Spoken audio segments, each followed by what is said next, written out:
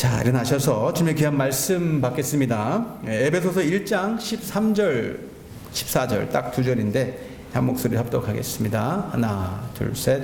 그 안에서 너희도 진리의 말씀 곧 너희의 구원의 복음을 듣고 그 안에서 또한 믿어 약속의 성령으로 인치심을 받았으니 이는 우리의 기업의 보증이 되사 그 얻으신 것을 구속하시고 그 영광을 찬미하게 하려 하심이라.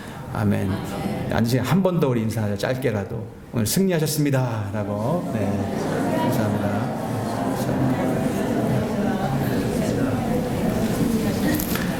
네. 하나님, 정말 우리가 말을 못할 정도로, 말이 부족해서 표현이 안 될 정도로 주님의 은혜를 다시 한번 이 시간 감사 올려드립니다. 하나님, 주님의 은혜가 아니었다면 어찌 이 자리까지 우리가 이렇게 올 수 있었겠습니까? 모든 건강과 환경 허락해 주셔서 이 자리에 왔습니다. 주님께서 혹시 가운데 오늘 또 예배를 통해서, 기도를 통해서, 찬양을 통해서, 또 말씀을 통해서 주님의 치유가 임하기 원하고, 또 몸이 아프신 분들이 있다면 이 시간 주님의 능력으로 치유해 주시고, 또 마음이 어려운 분들이 있다면 주님의 위로가 임하기 원하고, 무엇보다도 주님의 놀라우신 예배가 되어서 주님의 마음을 흡족해 해드릴 수 있는 거룩한 예배, 주님 보시기에 아름다운 예배, 정말 주님께 올려드릴 수 있는 그런 예배가 되기를 간절히 기도합니다. 또 우리가 말씀을 받되 주님의 말씀으로 받게 도와주시고, 이 말씀이 살아 움직여서 우리의 생각과 우리의 가치관을 바꾸고 남음이 있는 주님의 말씀 되기를 간절히 기도합니다. 주님께 모든 영광 올려드리며 예수님의 이름으로 함께 기도했습니다. 아멘.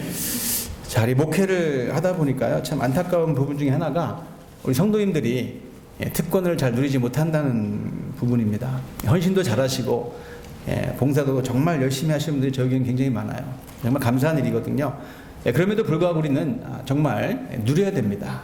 하나님의 백성답게 누려야 된다는 것이 중요한 말씀이에요. 에베소서가 그런 면에서 굉장히 소중한 하나님의 말씀입니다. 이런 부분을 정확하게 우리들에게 알려주고 또 살아갈 수 있도록 도와주시니까, 내가 예수 믿는 것이 얼마나 행복한 것인지 알고 있을 뿐만 아니라 누려야 됩니다. 내가 받은 구원이 얼마나 소중한지 내가 머리로 알고 있는 것뿐만 아니라 실제 삶 가운데 누려야 되는 것, 허락하신 특권이거든요. 누리지 못하면 우리 손해예요. 그러려면 우리가 존재감이 회복이 돼야 됩니다. 존재감, 나의 가치가 무엇인지 알아야 됩니다. 내가 얼마나 소중한 사람인지 알아야 돼요. 여러분, 이런 얘기를 들어보신지 모르겠는데, 어떤 큰 기업의 회장님이 계셨는데 홀어머니가 있습니다. 근데 이분이 굉장히 효자예요. 시골에 혼자 사시는 홀어머니 생신이 되셨는데 선물을 이제 주고 싶은 거예요. 그래서 어떤 귀한 선물을 사랑하는 어머니께 보내드릴까 해서 수소문을 했는데 누가 와서 얘기해 주는 겁니다. 동남아시아 쪽에서 아주 귀한 새가 잡혀가지고 왔는데, 앵무새는 아닌데 앵무새같이 말도 너무 잘하는 새, 한 번 이렇게 얘기하면 400마디가 그냥 줄줄 나오고, 그리고 3개국에 능통했어요. 영어, 한국어, 중국말까지 하는 아주 똑똑한 새고요. 노래도 너무 잘해가지고 조수미 씨가 조수미 씨 오페라 아리아를 한 번 뽑으면 3곡을 연속에 나올 정도로 노래도 잘하는 이런 정말 귀한 새가 왔는데, 이걸 선물하는 게 어떠냐. 근데 가격이 얼마냐 그랬더니 미국 돈으로 50만 불. 와, 센 겁니다. 그런데 이 아들이 워낙 효자다 보니까, 그래 어머니한테 보내드리자 해가지고 큰맘 먹고 그 새를 사가지고 시골에 사는 어머님한테 보내드렸어요. 그 며칠 뒤에 전화를 걸은 겁니다. 어머님, 제가 보내드리는 새 어떻게 마음에 드세요? 아, 그 닭? 아, 그거 내가 맛있게 잘 먹었다. 그래서 자그마치 50만 불짜리 새를, 졸지에 50만 불짜리 새가 5불 99밖에 안 되는 통닭으로 둔갑이 돼가지고 맛있게 사줬다는 얘기죠. 물론 우스운 얘기입니다. 그런데 우리가 가치를 모르면 그 가치가 소용없다는 얘기죠. 낭비가 될 수밖에 없다는 이야기입니다. 하나님의 은혜는 놀라운 은혜인데, 엄청난 은혜인데, 내가 그 가치를 모른다면, 내가 얼마나 소중한 존재인지 내가 모른다면 그것은 결국 낭비가 될 수밖에 없다는 이야기가 되겠죠. 우리의 가치 기준은 세상 사람들이 얘기하는 게 아닙니다. 우리의 가치는 세상 사람들이 정해주는 게 아니에요. 세상의 가치 기준은 뭡니까? 지금도 여전히 재력이고 실력이고 권력입니다. 세상 사람들이 얘기하는 가치 기준이에요. 어쩔 수 없습니다. 세상이기 때문에. 어느 정도일까? 제가 이번 주에 어떤 분을 만났는데 저한테 심각하게 얘기하는 거예요. 자기 말로 들어보라는 얘기입니다. 어떤 얘기일까 하겠더니 지금 코로나 바이러스가 돌고 있는데 사실은 이게 지금 중국이 경제 대국이 돼가지고 미국을 앞질렀기 때문에 미국이 몰래 생화학 상화학 무기를 사용해가지고 그 중국 어느 동네 우한이라는 동네에서 슬쩍 퍼뜨린 거다. 미국이 이거 한 짓이다. 근데 저는 말도 안 되는 얘기 같은데 한참 그 얘기를 하는데요. 또 그게 그럴싸하게 들리더라고요. 그런데 중요한 것은 서양 사람들의 말하는 것들과 생각하는 것들이 모든 것이 기준이 돈이로구나. 미국이 부자가 돼야 되니까 세상 돌아가는 모든 이치가 그 중심에는 돈이 앉아 있는 거예요. 권력이 앉아 있다는 이야기입니다. 세상 사람들이 생각하는 가치 기준이에요. 근데 우리는 다릅니다. 우리의 가치 기준은 하나님이 어떻게 생각하시는 건가? 하나님의 말씀이 나를 뭐라고 얘기하는 건가? 그게 우리의 가치예요. 나를 바라볼 때, 여러분들 바라볼 때 뭐라고 말씀하시는 겁니까? 성도라고 말씀드렸어요. 거룩한 무리, 택함 받은 하나님의 백성, 신령한 복을 마음껏 누리고 살아갈 수 있는 바로 그런 존재라고 하나님께서 말씀해 주시잖아요. 뭘 통해서? 에베소 말씀을 통해서. 근데 문제는 우리가 이것을 알고도 어떤 때는 잊어버릴 때가 있고 의심이 된다는 이야기죠. 많이 듣는 말씀임에도 불구하고 어느 순간에 어떤 어려운 일이 생겼다. 어떤 환경적으로 어떤 문제가 생긴다. 어떤 문제가 생긴다. 은혜가 사라져버려요. 그리고 의심이 들기 시작합니다. 아니면 정말 나 사랑하는 건 맞는 건가? 나에게 이게 어려움을 주시는 거지? 자꾸 의심이 듭니다. 그렇게 되면 안 되기 때문에 하나님께서 그 인생 살아가면 안 되니까 하나님께서 허락하신 것이 바로 오늘 본문에 나와 있는 성령님이세요. 성령님이 그렇기 때문에 계시지 않으면 우리는 신앙생활을 할 수가 없습니다.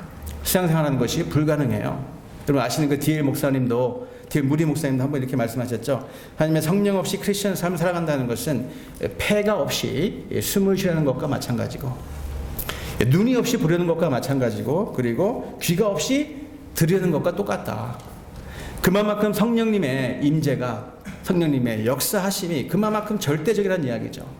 그렇다면 여러분들은 얼마만큼 성령님을 생각하시며 살아가고 계십니까?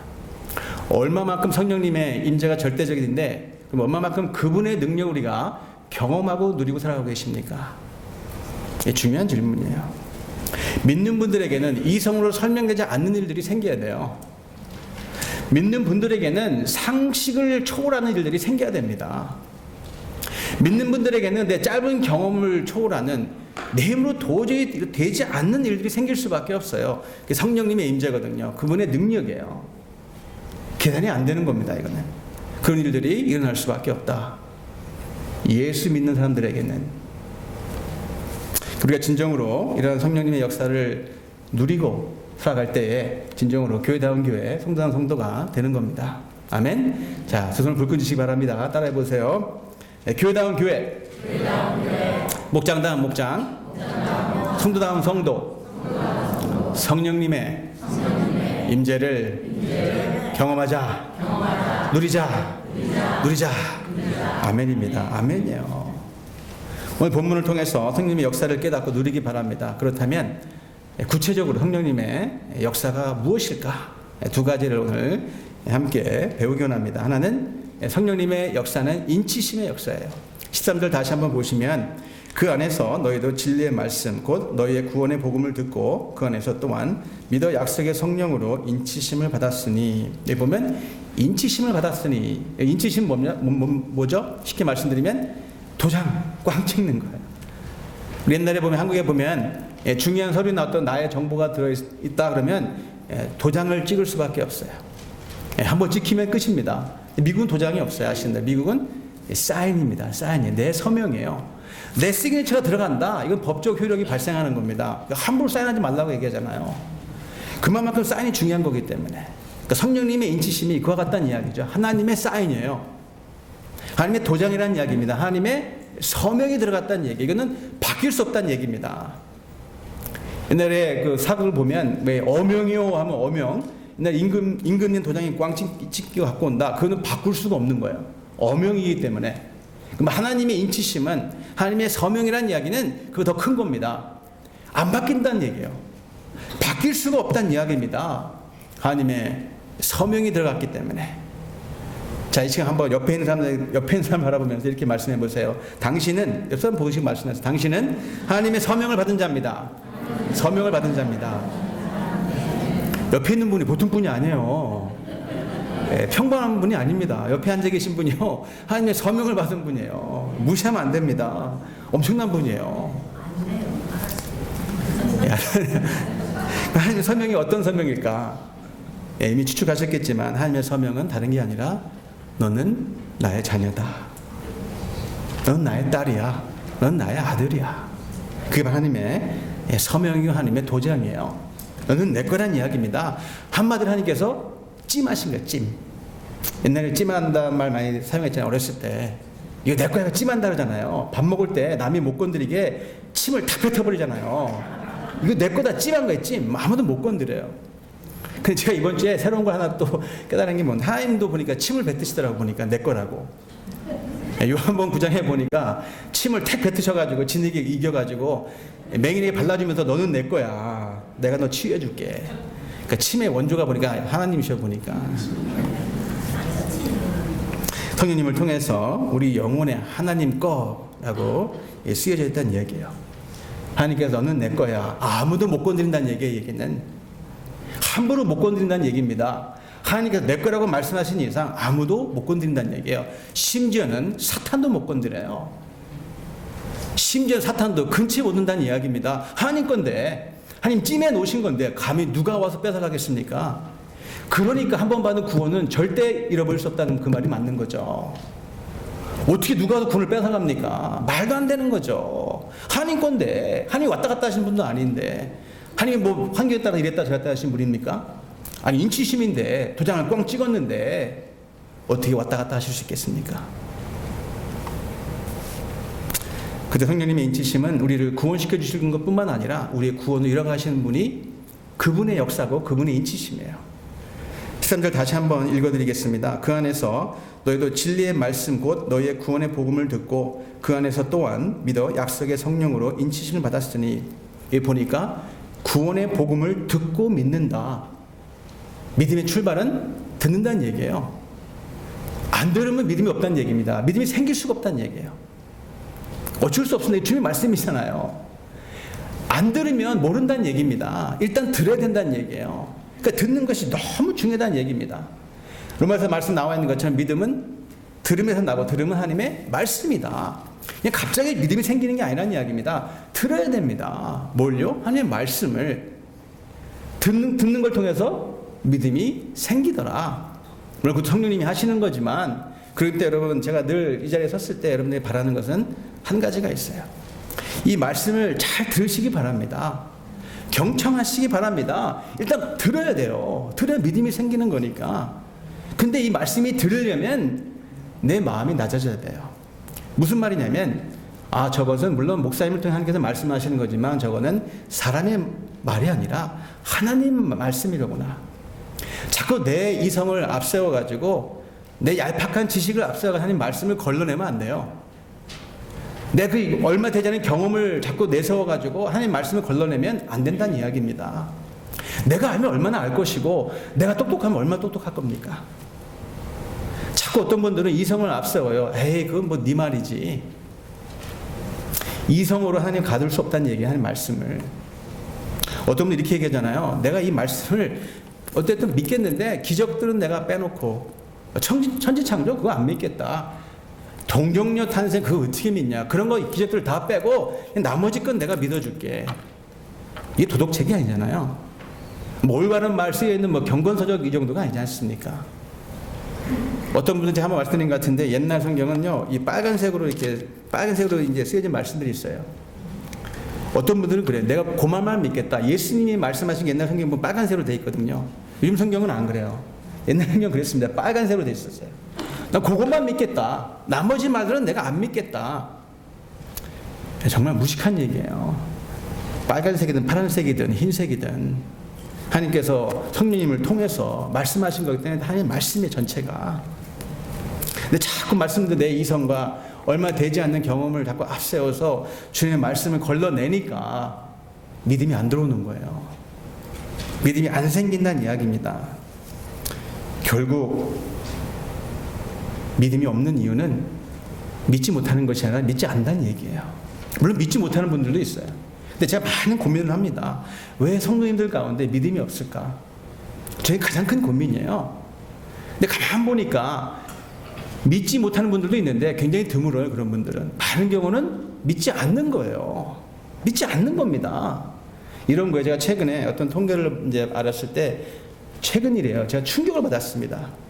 어떤 통계냐면 지금 한국 대학생들을 대상으로 이제 한 얘기인데 지금 한국 전체 대학생들 가운데 예수 믿는 사람, 그러니까 전체 대학생들 가운데 크리스천이라고 한 분들이 2%가 안 돼요.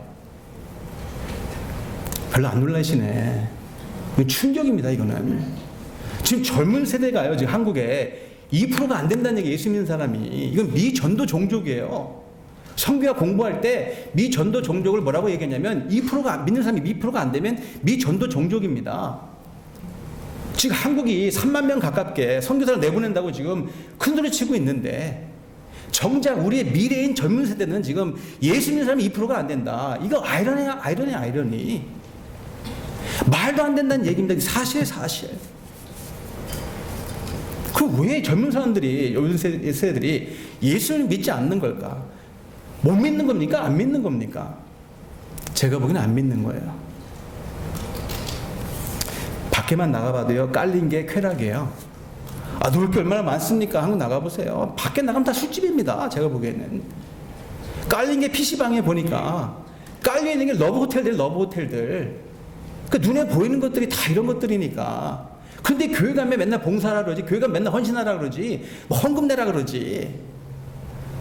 다 교회 가면 손해. 교회 가면 자꾸 뭐가 묶이는 것 같고, 뭐 자꾸 자유를 잃어버리는 것 같고, 뭔가 마치 자유롭지 못하고, 뭐가 자꾸 속박되는 것 같은 기분이 드니까, 이 젊은 사람들이 교회 올 이유가 없다는 얘기죠. 놀 게 많은데, 바깥에서. 하나님을 믿는, 예수 믿는 축복이 뭔지 몰라서 그래요. 이건 무지함입니다. 하늘에 속한 신령한 복이 뭔지 몰라서 그래요. 땅에 있는 거랑 비교가 안 되는데 영원한 축복을 모르기 때문에 금요일날 말씀드린 팥죽가밖에 여겨지지 않는 것도 여겨지니까 하나님의 장자권이 엄청난 놀라운 하나님의 축복인데 팥죽가 바꿔 먹을 정도밖에 여겨지지 않으니까 장자권이 눈에 보이는 게 아니잖아요. 말씀드렸습니다. 뭐 설티피켓 줘서 장자권이 되는 것도 아니고 뭐 눈에 보이는 어떤 복권 당첨이 된 것도 아니고 보이지 않는 하나님의 축복이거든요. 근데 놀라운 축복입니다. 아브라함에게 주셨던 축복이에요. 이삭에게 주셨던 축복. 하나님의 신령한 모든 복을 바로 주신 것이 장자권인데 눈에 보이지 않는다고 당장 눈앞에 보이는 것이 팥죽이니까 그거 하나 그곳에 팔아먹는 그런 인생이 되어버렸다는 얘기예요. 민수기 32장 말씀처럼 르우벤과 갓지파처럼 가나안의 약속을 분명히 들었음에도 불구하고 바로 코앞에 두고 그걸 포기합니다. 포기하려고 그래요. 이유는 가축대 때문에.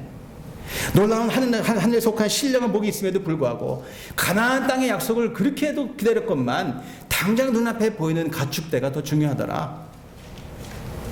있다가도 없어질 것이 가축대인데 하나도 가져가지 못하는 것이 가축대이고 나의 돈인데 신령한 복과 바꿔먹더라. 엿과 같이 바꿔먹더라. 이게 무지함이에요. 무지함. 너무 속상해. 그런 면에서 예수 믿는 것은 여러분 기적입니다. 기적이에요. 사람이 할 수 있는 게 아니야. 그러니까 성령님께서 하지 않으면 믿고 싶어도 못 믿는 분도 있고 말씀대로 안 믿는다는 얘기죠. 그들의 믿음은 절대적으로 하나님의 선물인 것이 맞아요. 전에 한번 말씀드린 에베소 2장 8, 9절에 나와 있는 것처럼 은혜로 말미암아 믿게 되었다. 왜냐하면 믿음은 선물이기 때문에 행위에서 난 것이 아니고 하나님의 절대적인 하나님께 허락하신 선물이다. 믿음이 내가 했다는 게 아니에요. 자랑하지 못하게 함이라. 그럼 내가 믿어서 된 것처럼 내가 훌륭하기 때문에 내가 잘났기 때문에 내가 선한 사람이기 때문에 내가 처음 간다 하면 안 되니까 그럼 내가 나를 구원시키는 거잖아요. 그럼 말도 안 되는 얘기니까. 믿음은 하나님의 선물이에요. 성령님께서 믿게 도와주신다는 이야기입니다. 복음을 듣게 하시는 것도 성령님의 역사고, 들을 때 믿어지는 것도 성령님의 역사고, 뿐만 아니라 그 믿은 것 때문에 내 삶 가운데 주님께서 허락하신 은혜가 있다는 이야기죠. 성령님의 역사예요. 주님이 하신다는 이야기입니다. 그 목사님 어떻게 알아요, 그거를? 예수님께서 제자들에게 또 서양 사람들에게 보혜사 성령을 설명할 때 이렇게 말씀하셨잖아요. 진리의 영이다. 하나님께 허락하신 영인데, 나의 영인데 진리의 영이다. 이러면 진리는 말씀이잖아요. 진리는 말씀밖에 없습니다. 변치 않는 건 말씀밖에 없잖아요. 그럼 성령님의 영은, 하나님의 영은, 예수님의 영은 절대적으로 진리의 영인데, 그러면 말씀의 영이라는 이야기죠. 그럼 말씀을 통해 역사할 수밖에 없어요. 말씀을 듣게 하시고 말씀 이해하게 뿐만 아니라 말씀을 통해 주님의 역사가 일어나더라. 치유가 일어나더라. 중보기도 때 여러분 수요 예배 가운데 엄청난 역사가 있고요. 지금 새로 시작한 말씀기도 지금 3번 모였는데 그 모일 때마다 치유가 일어나요. 오신 분들이 물어보세요. 왜 그럴까? 말씀을 통해 함께 기도하니까, 말씀 묵상하고 기도하니까 말씀 때문에 치유가 일어나더라. 놀랍습니다. 매주마다 제가 깜짝깜짝 놀래요. 어제도 제가 목장을 방문했는데요, 제가 눈물 날 정도로 고마웠어요. 그 목장에 너무 기쁜 거예요. 이 말씀을 나누면서 이게 은혜 받은 걸 말씀을 나누는데, 이 삶을 나누는데 너무 행복한 거예요. 거기 한 분 한 분이 너무 귀하고, 그 말씀 나눈 것을 나눔을 통해서 치유가 일어나고요, 그 가운데 격려가 일어나고 서로 사랑해 주는데, 야, 이게 목장이 아닌가. 거기 앉아있는데 마치 천국에 앉아있는 줄 알았어요. 천국인 줄 알았어요. 천국. 너무 서로 아껴주는 거예요. 그 중심에는 말씀이 있더라. 결국 성령은 말씀이란 얘기예요. 여러분 아시는 대로 요한복음 14장 26절 나와 있는 대로 보혜사 곧 아버지께서 내 이름으로 보내실 성령, 그가 너에게 모든 것을 가르치시고 내가 너에게 말한 모든 것을 생각나게 하리라. 성령님의 역사는 결국 말씀을 통해서 일어날 수밖에 없어요. 말씀을 가르쳐 주실 뿐만 아니라 생각나게 도와주시고 살게 허락하신다. 그렇기 때문에 절대적으로 우리는 말씀을 들어야 됩니다. 그리고 말씀대로 살아가야 돼요. 도와주시는 분이 바로 성령님이라는 이야기죠. 그분의 역사입니다. 자, 또 한 가지가 있습니다. 성령님의 역사는 이와 같이 인치심의 역사고, 또 하나는 가만 보니까 기업의 보증의 역사더라. 14절 말씀인데, 이는 우리의 기업의 보증이 되사 그 얻으신 것을 구속하시고 그 영광을 찬미하게 하려 하심이라. 여기 보면 기업의 보증이 된다. 어떤 분들은 보증하면요 치가 떨린 분들이 있을 거예요. 보증 얘기만 나오면 막 화를 내는 분들이 있어. 괜히 잘못 보증 썼다가 3대가 망했다 이런 분들이 계시거든요. 여러분 사람이 살아가다 보면 그런 일이 있어요. 보증을 설 만한 능력도 안 되고 능력이 돼도 안 갚는 사람들이 있다는 얘기죠.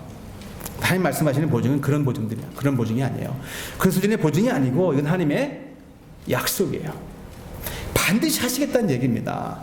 반드시 이루신다는 얘기예요. 하나님 왔다 갔다 하시는 분이 아니니까. 하나님은 반드시 말씀하시는 그대로 지킨다는 얘기입니다. 그게 보증이에요. 보증. 왔다 갔다 하는 게 아니라 100% 개런티. 왜 그럴까요? 보증이 뭡니까? 하나님의 보증은 당신의 아들의 피예요. 뭐 집 페이먼트 집 살 때 뭐 10% 20% 다운페이 뭐 이런 보증 수준이 아니고, 하나님의 보증은 당신의 아들입니다. 그럼 어떻게 하나님께서 마음을 바꾸시겠어요? 어떻게 하나님 왔다 갔다 하시겠습니까? 아들의 피가 걸린 문제인데. 절대적으로 이루어진다는 얘기예요. 반드시 이루어진다는 얘기입니다. 뭐가요? 기업을 주신다는 것에 대한 것. 그러면 기업이 뭡니까? 기업은 유산이에요. 유산. 지금 제가 신문 보니까 지금 한국의 어떤 대기업의 어떤 자녀들이 유산 때문에 하여튼 치고받고 싸우고 하여튼 재판 벌리고 난리 났지 않습니까? 돈이 뭔지 난리 유산 때문에. 근데 우리 싸울 필요가 없어요. 하나님의 유산은 무궁무진합니다. 마음껏 누릴 수 있어요.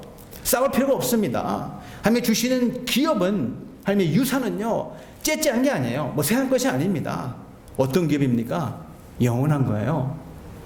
영원한 천국이라는 이야기입니다. 이건 신령한 복이에요. 이제까지 말씀드린 하늘에 속한 복이라는 이야기입니다. 그게 유업이에요. 그게 바로 오늘 주님께서 말씀하신 기업인데, 그걸 하나님께 장담한다는 얘기입니다. 그걸 못 믿을까봐 우리가 자꾸 의심이 생길까봐 허락하신 분이 바로 성령님이에요. 의심하지 말라는 얘기입니다. 뭘요? 우리 허락하신 기업에 대해서. 이렇게 말씀드려도 그것이 긴가민가 민감인가 뭐 막연하게 들리실까봐 제가 구체적으로 말씀드리겠습니다. 하나님 하시는 기업이 뭘까? 유산이라고 말씀드렸는데 영원한 거라고 말씀드렸는데 그게 뭘까? 썩지 않는 신령한 몸에 대한 약속이에요. 부활에 대한 약속입니다. 고린도전서 15장 53절에 나와 있는 것처럼 이 썩을 것이 불갑을 썩지 아니할 것을 잊겠고 죽을 것이 반드시 죽지 아니하게 된다. 아니하면 잊게 된다. 신령한 몸을 얘기하는 겁니다. 예수님께서 부활하신 그 몸, 시공간을 초월하며 영원히 썩지 않는 몸, 절대적인 몸, 그 몸을 신령한 몸 우리가 약속을 받은 거예요. 이미 죽지 않는다는 얘기예요, 여러분. 안 죽는다는 얘기입니다. 이렇게 말씀드려 죄송한데요. 늙고 병들고 죽는 몸을 가지고 살아가는 존재이기 때문에 우리는 행복할 수가 없어요. 내가 언젠가는 늙을 수밖에 없고 병이 들 수밖에 없고 죽을 수밖에 없는 존재이기 때문에 여러분 행복하면 얼마나 행복하시겠어요? 자랑할 게 있으면 얼마나 자랑할 수 있겠습니까? 언젠가는 몸이 쭈글쭈글해지고 늙을 수밖에 없고 병이 들 수밖에 없는 육신의 몸을 입은 사람들인데 행복하면 얼마나 행복할 것이고 자랑할 게 있으면 얼마나 자랑할 수 있겠어요? 그것이 현실인데 오늘 우스갯소리 사람들이 이렇게 얘기하잖아요. 40대가 되면 미모의 평균화가 된다. 50대가 되면 지식의 평준화가 된다. 60대가 되면 건강의 평준화가 된다. 70대가 되면 보니까 재산의 평준화가 된다. 80대가 되면 죽음의 평준화가 된다. 세상 사람들이 얘기해요. 우스갯소리 하는 얘기입니다. 근데 그 말이 맞는 것 같아요. 제가 보기에는. 언젠가는 늙을 수밖에 없는 몸이고 병에 들 수밖에 없는 몸을 가지고 살아가는데 죽을 수밖에 없는 몸을 갖고 살아가는데 여러분 정말 내 마음 가운데 기쁨이 있습니까? 행복할 수 있을까요? 정말 평안할 수 있을까요? 불가능합니다. 불가능해요. 그래서 허무한가 인생이. 그래서 더덥다는 얘기가 나오는 겁니다. 그러니까 허무할 수밖에 없죠 인생이. 그게 사실이니까 그렇게 될 수밖에 없는 인생인데 하나님께서 이거를 바꾸셨다는 얘기예요. 그렇게 되면 안 되기 때문에 썩어지고 망하면 안 되니까 썩어지고 죽으면 안 되니까 험한 인생이 되면 안 되니까 하나님께서 허락하신 것이 기업이라는 얘기예요. 기업. 영원한 몸, 영원한 천국에 누릴 수 있는 특권. 하도 우리가 못 믿을까봐 안 믿을까봐 의심할까봐 주신 분이 성령님이라는 얘기죠. 절대적으로 믿어야 되니까. 그때 요한계시록 21장에 예수님께서 그날이 오면 우리들의 눈물을 닦아주실 것이고 고통도 없고 이별도 없고 아픔도 없는 영원한 천국에서 기쁨 가운데 행복한 살아갈 수 있다는 얘기 아니겠습니까?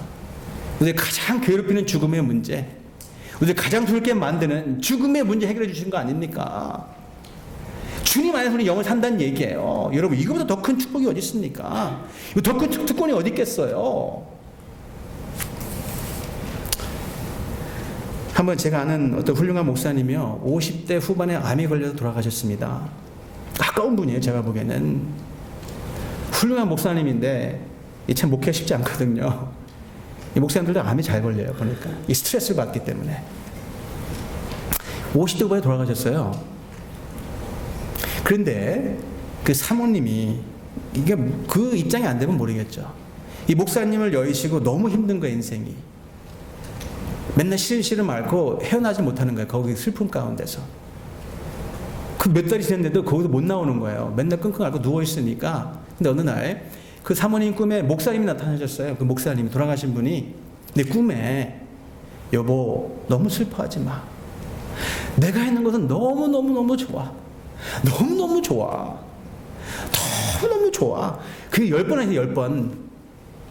그게 10번 하더래요. 너무너무 좋다. 그러고 꿈을 깼는데 그 꿈 바람에 그 사모님이 그때부터 기운을 차리시고 정신을 차리시고 일어났다는 얘기예요. 아, 내 사랑하는 남편이 지금 있는 곳이 그곳이로구나. 정말이네. 하나님의 약속이 맞는 거네. 그 기업이 맞는 거네. 거짓말이 아니네. 성경은 거짓말하지 않는 거네. 너무너무 행복한 곳에서 주님과 함께 영원히 살아가고 있는 것이 확실하네. 너무 좋다. 우리 말로 표현이 안 된다는 이야기입니다. 그 우리가 약속받은 게 지금 다른 게 아니라 여러분, 다른 거 약속하신 게 아니라 뭐 생각해 째째하게 뭐 있다가 없어질 이런 것들이 아니고요, 눈에 있다가 사라지는 것들이 아니고 영원한 약속이, 이거는 주님께서 하시는 말씀이라는 얘기입니다. 절대적으로 바뀔 수 없는 하나님의 약속의 이거는 그 보증이 바로 성령님이라는 얘기죠. 어느 정도일까? 지금 우리 주일날은 예배에서 말씀 나누고 금요 예배는요 민수기 말씀을 나눕니다. 지금 모세가요 이제 인생이 끝자락에 와 있어요. 40년 동안 생고생했거든요. 모든 인생을 걸은 거예요. 이 가나안 땅에 들어가는 것에 대해서. 정말 주님의 충실된 종입니다. 웬만한 사람 그렇게 하지도 못해요. 주님께 모든 걸 다 헌신을 드렸어요. 근데 정작 가나안 눈앞에 두고요, 하나님께서 못 들어간다는 얘기, 하나님께서 너는 안 된다. 아니 아무리 훌륭한 모세라도 사람이잖아요. 그거 얼마나 섭섭할까. 제가 상상을 해봤어요. 아니 머리는 알겠는데 이 마음이 허락이 안 하는 거야. 사람이 감정이 있잖아요. 머리는 알겠는데 하나님 이 감정이 이게 추스러지지 않는 거예요. 기분 나쁘죠. 시험 들었어요. 하나님께서 안 되겠으니까 모세야 이리 와봐. 나랑 같이 느보산에 올라가자. 느보산에 모세를 끌고 올라가요 하나님께서. 그리고 눈 좀 떠봐. 떠서 저쪽 좀 바라보렴. 그쪽이 바로 가나안 땅이거든요. 눈에 보이는 가나안 땅인데 자기는 못 들어가는 땅입니다. 하나님께서 미리 보여주신 거예요. 영안의 눈을 뜨게 해가지고 땅의 가나안 땅이 아니라 하늘을 보게 하셨다는 얘기입니다. 가나안이잖아요, 가나안. 영적으로 말할 때는 하늘의 하나님 나라, 천국입니다. 에덴 동산이에요. 저것 좀 바라봐라. 모세가 그 다음에 불평이 없잖아요. 내가 실제 지금 밟지 못하지만 약속을 받은 거예요. 바로 이 땅이 너의 땅이다. 슬퍼하지 마라. 섭섭해하지 마라. 회복이 됐잖아, 회복이, 모세가. 여러분, 이 세상에 큰 소망은 없습니다. 이 세상에 더 큰 위로는 없어요. 더 큰 격려는 없습니다. 그리고 오늘 14절 마지막 절에 그잖아요. 하나님을 찬양하리로다. 찬양이 나올 수밖에 없죠. 이게 사실인데, 이게 진리인데 어찌 찬양하지 않을 수 있겠습니까? 환경이 어려울지언정, 영원한 것을 하나님이 이미 약속을 받았는데, 썩지 않을 몸을 약속을 받았는데, 죽지 않는다는 말씀을 내가 받았는데, 내가 하나님과 영원히 함께 하신다는데, 그 증거로 성령님을 주셨는데 뭐가 두려운 겁니까? 왜 위축되어 살아가십니까, 여러분? 그게 아니란 얘기예요. 그 성령님의 인치심과 고증을 받은 분들이기 때문에 확증할 수 있는 게 있어요. 정말 어떻게 알 수 있는 건가, 이거? 목사님 말씀을 내가 이해는 하겠는데 머리로 오케이 말씀이 나와 있으니까 인치심 받는 거 알겠고, 이제 보증 꽝 찍었다, 오케이 다 하겠는데, 그럼 진짜인지 어떻게 합니까? 알 수 있어요. 성령님의 인치심 받은 분들, 그러니까 보증을 받은 분들은 삶 가운데 어떤 일이 생기냐면 인생이 굉장히 당당해져요. 굉장히 담대해집니다. 왜냐하면 아버지가 내 아버지가 된 거 아니에요. 하나님 아버지가 된 거 아닙니까? 저는 생전 들어보지 못한 말을 들었는데 최근에 근자감이래, 근자감. 근거 있는 자신감. 요즘 젊은 사람들은 말을 줄여서 얘기하더라고요. 난 처음에 근자감 그래서 그 어느 나라 감자인가? 제가 강원도 출신이잖아요. 강원도 출신 감자바이거든요. 그러니까 그거 못 들어본 감자인데, 근데 그게 근거 있는 자신감이 근자감이래요. 이 근자감 보니까 근거 있는 자신감이 진짜로 하나님 아버지가 내 아버지가 됐다는 얘기입니다. 부모라면 자녀를 위해 다 하잖아요. 자다가도 벌떡 일어나가지고요, 자녀가 온다 그러면 또 헐레벌떡 음식하는 게 보니까 엄마더라고. 보니까 자기 몸은 힘든데 자식 온다니까 일어나가지고 구역구역 일어나가지고 음식하는 게 보니까 엄마예요. 저 집사람도 보니까 말씀대로 코스코 가서 막 물건을 막 집잖아요. 그냥 남편 커피 사주려고 손을 벌벌 떠는데 그냥 코스코 가가지고 막 물건을 막 집을 때 보니까 딸을 위해서 할 때 보니까 그래요. 딸들 위해서는. 그게 엄마예요, 보니까. 엊그저께 보니까 저 집사람이 어디 가가지고요, 고깃덩어리 한 마리 이렇게 가져왔어요. 보니까 이만한 고기를 사온 거예요. 근데 갈비래. 근데 이게요, 한국에 가면은 13불 99래, 파운드당. 근데 여기 근처에 5불 90개 사왔다고 굉장히 좋아하는 거예요. 요만큼 사왔어요, 요만큼. 28불 주고. 갈비덩어리 그러니까. 저 눈이 휘둥그레졌죠. 야, 잘 됐다. 그래가지고 이제 탕을 끓이는데 갈비탕에 가보니 갈비탕. 엊그저께래요, 엊그저께. 기대를 잔뜩 했죠. 이제 갈비탕을 이제 만드니까 이제 됐다, 이제 뭐가 나온다 이제. 그래가지고요. 그런데 정말 갈비탕이 만들어서 나왔어요. 이렇게 안에 들여다보니까 일단 무가 많아, 무가 많고 이렇게 뒤지다 보니까 고깃덩어리 요만한 게 딱 하나 다 들어있대. 요만한 게. 아니 고기가 이만했는데 어디 요만한 게 하나밖에 안 들어있는 거예요. 제가 그래가지고 여보 하나만 더 주면 안 될까? 근데 안 된다는 거예요. 왜 안 되냐면 딸들이 먹어야 되니까. 야, 이게 엄마예요, 엄마. 그와 반면 자녀들은 뻔뻔할 정도로 당당합니다. 당당해, 자녀들은. 제가 한 번은요, 예배 이제 교회 좀 늦게 있다가 한 밤 9시쯤에 집에 가다가 이제 가스 스테이션에 들어갔어요. 근데 갑자기 옆에 누가 차를 파킹하고 들어오는데 보니까 젊고 예쁜 아가씨가 들어온 거예요. 근데 가면 어디서 많이 보던 애야. 우리 딸아이를 보니까. 아니 이게 거기서 마주친 거야. 우연히 그 가스스테이션 바로 옆에 그때 딱 보더니 아빠 왔네? 아빠 잘 됐다. 가스 넣고 가스통 잘 닫고 저기 나 차에 앉아 있을 테니까 아빠 가스 넣어. 잘 거 넣어달라는 얘기예요. 맡기는 것도 없는데 너무 당당한 거예요. 제 가스 넣어줬죠. 뚜껑도 사실 닫아드리고 예, 안녕히 가십시오. 또 그 와중에 사진 찍어가지고 자기 또 SNS에 올려. 우리 아빠가 가스를 넣다. 이게 요즘 우리 아이들이에요. 믿는 구석이 있다는 얘기입니다. 우리 아빠는 날 위해 반드시 해주실 거야. 거기에 대한 당당함이 있는 거예요. 뻔뻔 쓸 정도 당당하다니까. 그게 자녀입니다. 제가 이번 주에요.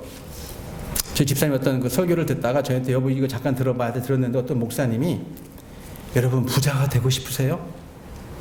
저도 귀가 솔깃한 겁니다. 저도 부자가 되고 싶으니까. 부자가 되고 싶으세요? 속으로 그럼 부자 안 되고 싶은 사람이 어디 있어?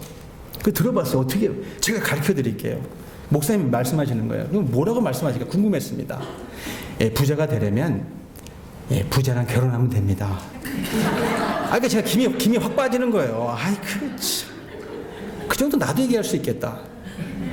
근데 그 다음 말이 기가 막힌 거예요. 그 다음 말이 중요한 겁니다. 그 다음 뭐라고 말씀하시냐면 여러분은 하나님과 결혼하셨잖아요. 하나님과. 말이 된다. 하나님과 결혼했으니까 하나님이 나의 신랑이니까 난 그분의 신부라고 얘기하시니까 나는 부자로구나. 할렐루야. 당당한 거야. 그러니까 제가 당당해 보이지 않습니까? 쥐뿔도 없는 게 저 굉장히 당당하잖아요. 하나님이 내 아버지니까 그런 겁니다. 내 아버지니까.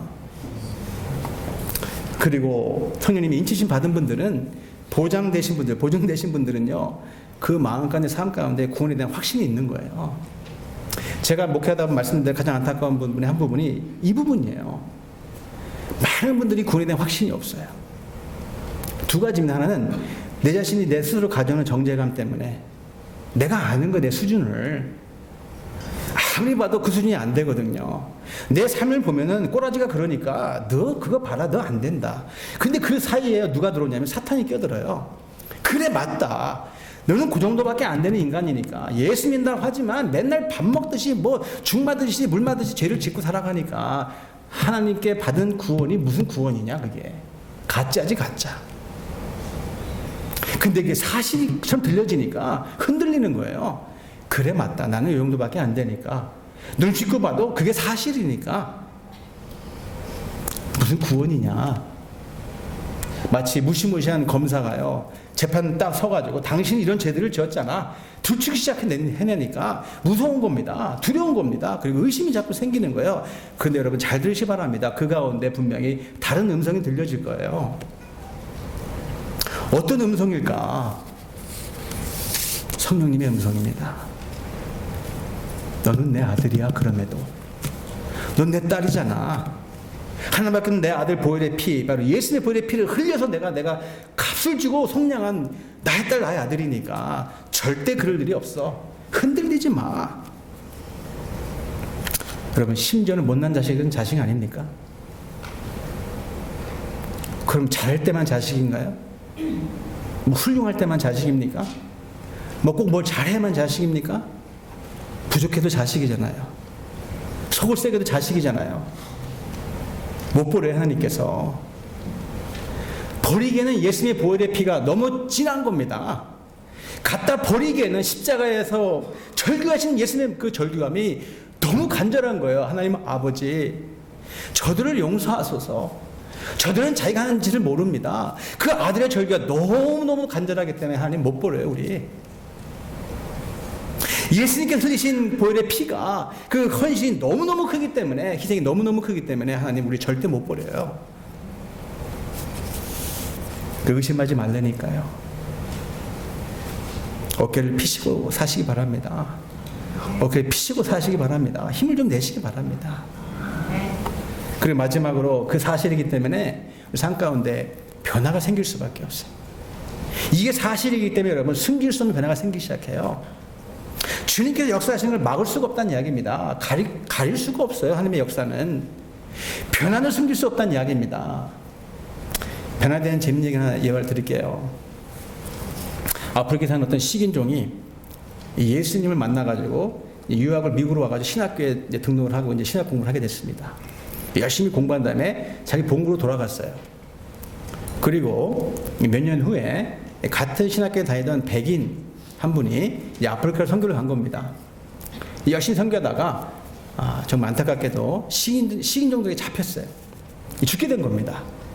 꽁꽁 묶여가지고 이제 추장 앞에 끌려갔는데 이제 죽게 된 거예요, 이제. 근데 가만히 고개를 딱 들고 이제 추장을 마지막 얼굴이나 봐야 되겠다 봤는데 어디서 많이 보던 사람이에요. 가만 보니까 자기랑 같이 신학교 때 공부했던 자기 클래스메이트예요. 야, 됐다 이제. 나 살았다 이제.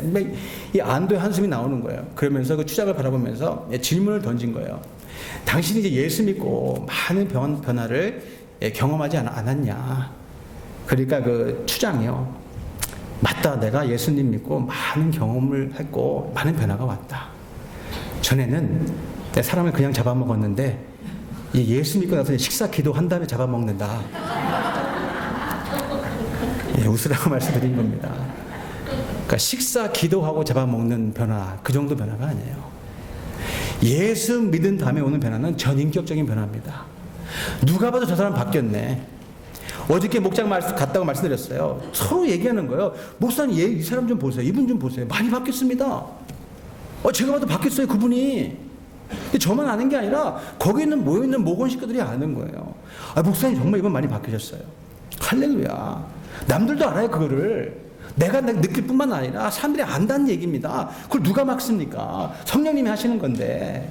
성령님이 내 마음 가운데 있기 때문에, 인치심을 내가 받았기 때문에, 주님의 도장을 꽉 받은 사람이기 때문에 생기는 것들이 변하더라.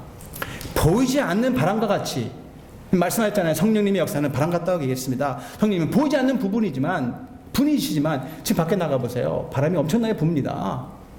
그런데 나뭇잎이 흔들리잖아요.